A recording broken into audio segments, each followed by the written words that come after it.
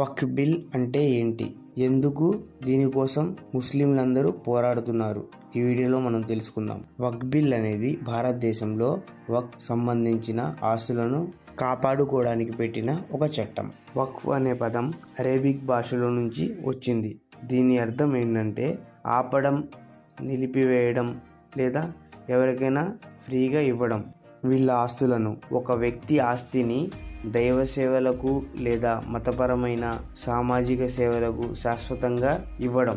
ఒకసారి వక్ఫ్ చేశాక ఈ ఆస్తిని తిరిగి అమ్మలేరు, అలాగే ఎవరికి ఇవ్వలేరు, బదిలీ కూడా చేయలేరు. ఉదాహరణకైతే ఒక ముస్లిం మసీదు కోసం భూమి ఇవ్వడం, పేదలకు సేవ చేసి హాస్పిటల్స్ లేదా స్కూల్స్ కట్టించడం, దానికి దానం చేయడం, ఇవన్నీ వచ్చేసి వక్ఫ్ కిందనే వస్తాయి. భారతదేశంలో వక్ఫ్ ఆస్తుల నిర్వహణకు సంబంధించిన